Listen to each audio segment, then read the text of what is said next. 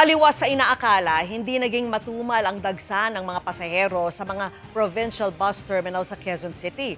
Ang sitwasyon sa maghapon sa pagtutok ni Marisol Abduraman. Bukod sa public announcement system, idinaan na rin ng Philippine National Police sa placards ang kanilang paalala sa publiko na mag-ingat ngayong Semana Santa. Gaya nilang sa bus station na ito dahil maraming tao gustong makatiyak ng PNP na ligtas ang mga biyabiyahe. Kanina, ininspeksyon ni NCRPO Regional Director Anthony Aberin ang sitwasyon sa ilang bus terminal sa Cubao, Quezon City, partikular ang deployment ng mga pulis dito.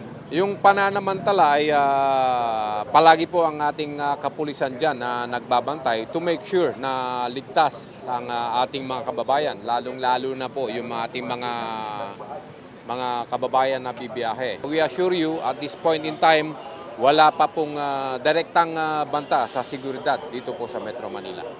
Mahigpit ang bilin ng NCRPO chief sa mga pulis. Walang alis sa kanilang AOR. Make sure na they properly supervise and monitor their personnel, especially po sa mga nakadeploy.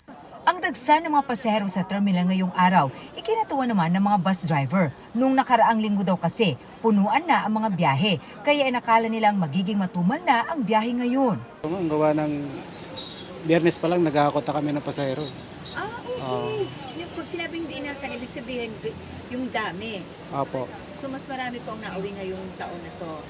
Sa tingin ko, Ayon sa mga pasahero, ngayon talaga sila nakatakdang umuwi dahil may mga pasok pa sa trabaho.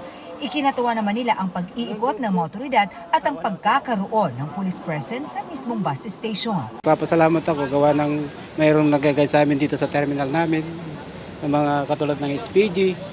Mas okay po sa inyo Opo. yan. Bakit Kasi po, mas sir? protektado kami, ma'am. Oo, maganda rin para sa alam mo safe ka. Okay lang po kasi para po maging ligtas po yung kapaligiran. Marisol Abduraman, nakatuto 24 oras.